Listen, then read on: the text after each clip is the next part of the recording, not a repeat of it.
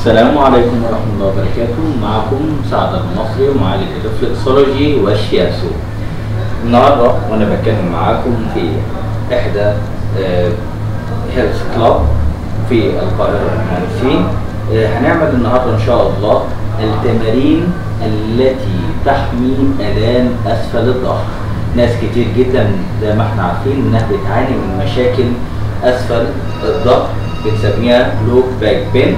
ان شاء الله النهارده معايا احد المدربين هنعمل التمارين العمليه، ويا ريت كل اللي يشوفونا على اليوتيوب او في اي قناه من القنوات الفضائيه يحاولوا ان هم يقلدوا التمارينات دي ونعملها بشكل يومي.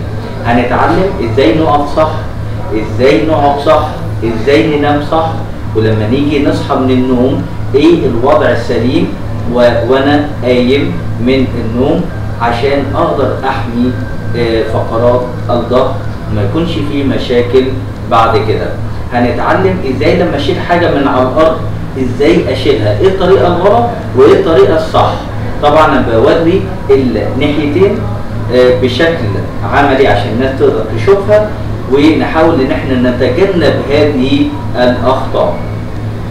كل ده ان شاء الله هنعمله مع بعض، وتمرينات سهله جدا جدا، مفيش حد يتكاسل. يلا بينا عشان ما حدش يجي لي بقى ويقول لي انا عندي الام جامده جدا جدا في اسفل الظهر. وعلى فكره دلوقتي الام اسفل الظهر ما هياش مقتصره بس على الرجاله الكبار او السيدات الكبار، لا ده والله في شباب كتير جدا تحت سن ال30 وتحت سن ال20 وبيعانوا من مشاكل كتيره جدا في اسفل الظهر.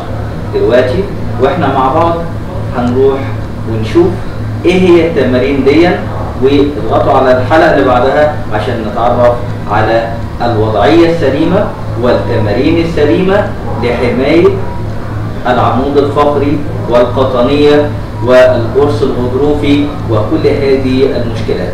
زي ما قلنا في الاول والاخر ان الوقايه خير من العلاج، الوقايه خير من العلاج.